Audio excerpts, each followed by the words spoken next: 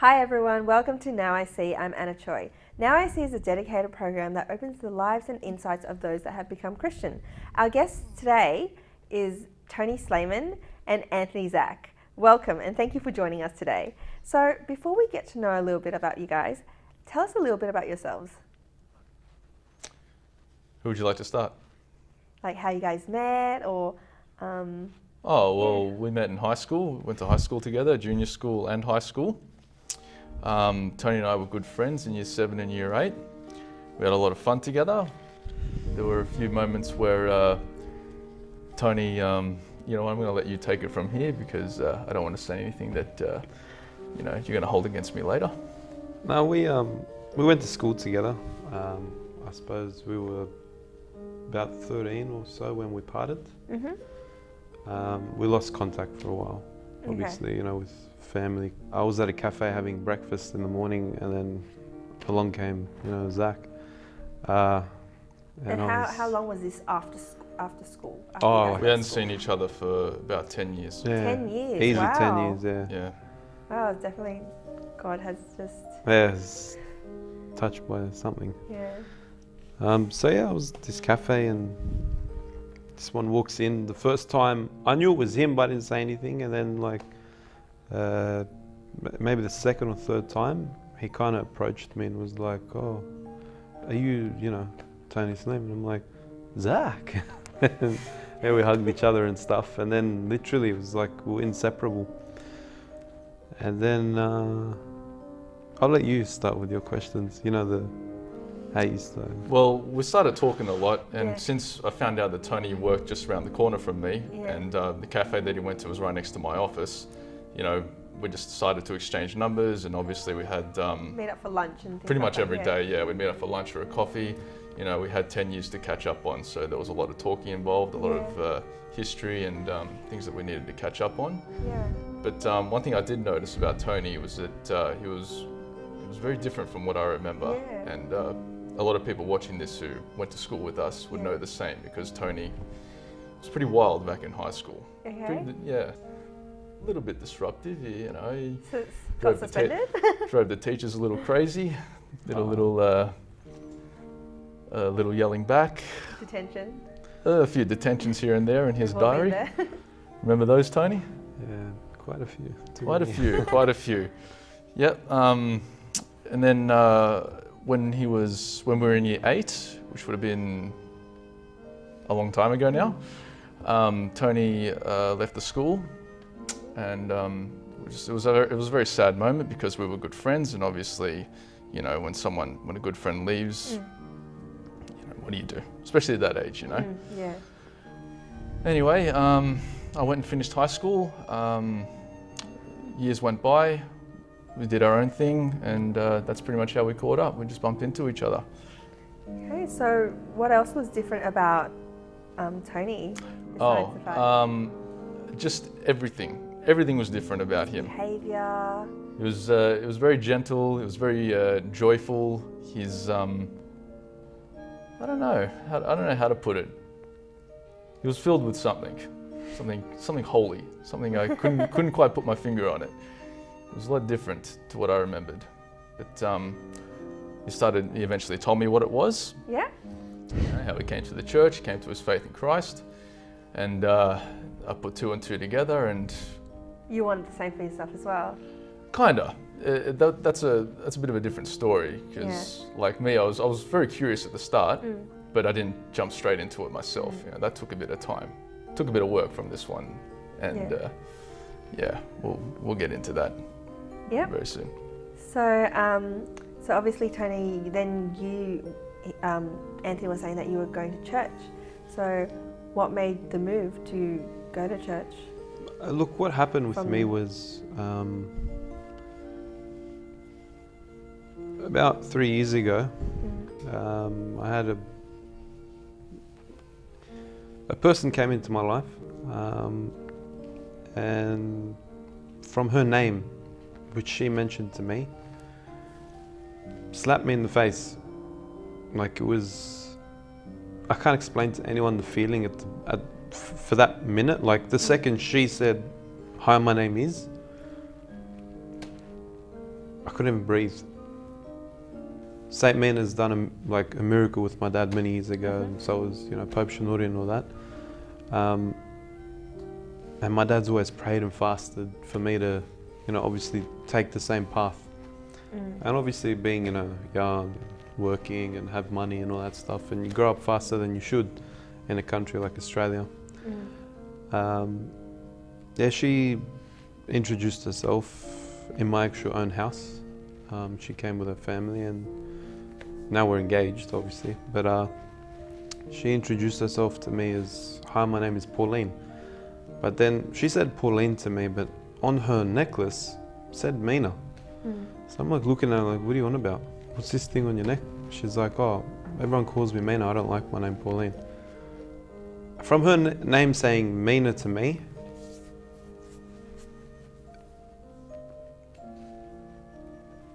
it was a backflip. Like, I can't even explain to anyone. It's just, I couldn't even talk to her. I couldn't even tell her. I forgot to tell her my name. It was so funny. Like, I was just, she still till now laughs at me, the face I had when she said to me, "My name's Mina." Like, they call me Mina. Because her background, they have no clue whatsoever about who Saint Mina is or anything like that. Whereas I do, and my father does, and all that stuff. But so she came into my life, and when one feels love, when I felt love, like the real touch of love, I wanted to know where and how it came. From that second, I loved Mina before I met her, before I could even say her. I've seen her around for years, and she's a lot younger than me. She's 7 years younger than me. So I don't know, I've always loved her. I just could never talk to her. She sat next to me 100 times, and there'd be something weird, like just this feeling when I come next to her, just so strange. My career, I deal with women all day. I'm a hairdresser, so I can talk to a woman like, nothing, like literally pouring a cup of water. It's very easy for me. But when she said, "Hi, my name is Mina," all that stuff, from that moment I dropped everything, and I wanted, like, it was literally like a wake-up call, like, just, what are you doing? Yeah, you felt like the intercessions of Saint Mina or something. Something. Yeah. It's just like, I was just like, what are you doing? And I looked at my life, and I'm like, I wear a cross, gold necklace and a rosary, and do I actually pray them? Do I follow what am I doing? And then I guess, I'm from a Catholic background, a Maronite Catholic background. So I started going to the Bible studies there, and I started asking, and I started looking, and it was like a week after, getting to know Mina. I flicked through my phone's videos, and I have no videos in my phone. I found one video I saved years ago. And that video said, it's Pope Shenouda, "Come Back to God," part 1 and part 2. I know it word for word. I listened to that video time and time and time, like over and over, like to the point where I was just bawling my eyes out. Like, where did I go? What have I done wrong? Why? So I went to the Catholic Church. I would ask a million questions. Nothing like, they couldn't answer half the things, which was really upsetting. So before we get to know about how you guys became Christian, tell us a little bit about yourselves. Anthony? Before I became Christian? Yeah, like how you guys met, Oh, well, Tony and I went to high school together, junior school, and a couple of years in high school as well.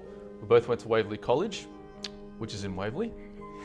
Tony and I, we were good friends in year 7 and year 8. We did cadets together in year 8.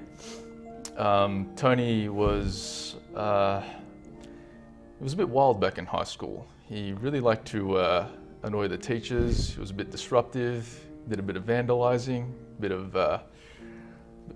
of detentions, a bit of suspensions, the whole works, Well, Tony was asked to leave the school which was a very sad day for me because he was my friend. That was alright. He says it was all right, but it was very emotional for me. So you guys were pretty close back in school. Yeah, we had a lot of fun together. He was hilarious. He knew how to make us laugh. He was kind of like the class clown, you know, Tony. So when I think about it, I just laugh, you know. Yeah. And anyone watching this who knows Tony will know the same. And anyone that went to school with us as well will know. Yeah. It was a long time ago. What was that, about 12 years ago now? Something like that. Something like that. Yeah. 13. I left when I was like 13, 14. Because I was young for my year in general. Yep. Okay. And I couldn't handle the teacher. I don't know why. Can I ask why you were so wild back in school? Why could you not be controlled? Like, what was it? What was going through your head? Look, you know what? I think it's, I rebelled a lot from what I had at home. Just because, like, my parents obviously separated. That's why I got myself kicked out of school, you know, in order to, like, maybe they'll come back. Or, you know, you're a kid. Yeah. Like, you want to do all you can to... Bring them together. And it was just such a shock to me because I had the perfect picture painted every time I used to see it. Well, as in going home, everything looked perfect. You know, parents were, you know, very comfortable. You know, we had a maid at home. It was all like this life, like that you see on TV. I had it at home, and once I started seeing, you know, parents argue and things back and forth, I don't know. It's like all my anger and frustration went out on the teachers. It was fun. Like I enjoyed school. Yeah. For what I had of it. Yeah. Like countless detentions.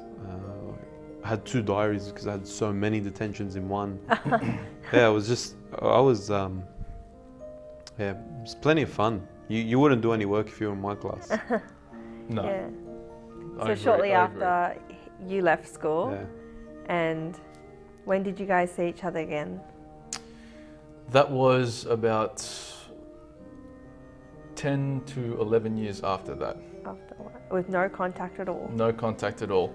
We did bump into each other once, I remember, at Bondi Junction. I barely recognized him. I think we just looked at each other and we would just smile, but then kept walking. Like it was just kind of like a... Awkward. Yeah. Awkward. Yeah, that was probably the only time in about 11 years that we saw each other. Yeah. Yeah. Okay. So when did you guys get back together, start rekindling your friendship again and getting back in contact? Well, I bumped into Tony one day at a cafe right next to the office where I work. And it turns out Tony just works a couple doors down from that as well. So, yeah, we work right next to each other pretty much. So we met at this cafe and we looked at each other. And like, it was kind of one of those looks like, I know that boy, but hang on, I'm gonna need to do a double take here just to confirm it. And looked over at him again, and then both our faces just lit up. I went over, said hi to him, how have you been, whatever. He told me about where he works, about what he's been up to, what he does for work now and everything. And we just hit it off from there. I told him, man, I just work like 2 doors down, and do you come here often? He told me he does. So we said, start having lunch. You know, we started having coffee together every day from there on. We started talking about what we've been up to in the last 10 years. You know, go back to, started talking about our high school days, some of the things we got up to there, or most of the things that he got up to. And yeah, we just started telling each other about our Like lives. just catching up. Yeah, pretty much just catching up. Well, you got 10 years to Exactly. catch up on, so there's a lot to tell. Yeah. So what was different about Tony? Everything. He had completely transformed from what I remember. Yeah. I mean, back then he was wild. He was a bit, I think I mentioned it before. I don't really know the right word to describe it. He was just, couldn't be controlled. Rebellious. Yeah, rebellious. Yeah, that's probably a better way to put it. But no, I met him and no, he was just full of joy, full of peace. Something obviously touched him in a very profound way. Wasn't like anything I'd ever seen before. I wanted to know his secret. I was very intrigued by it. I was like, man, what's going on? Yeah, why you like this? You know, and What happened? What happened in the 10 years? When I compare you to what you were like in the past, like I'm just so confused right now. Well, what happened? Anyway, he opened up to me. He told me about, you know, how he got into a bit of trouble. He got up to all the things that he got up to in the time that we didn't know each other. You know, it got a bit emotional, but eventually he told me how he came to his faith in Christ. Oh, And wow. yeah, that's pretty much how it led to that.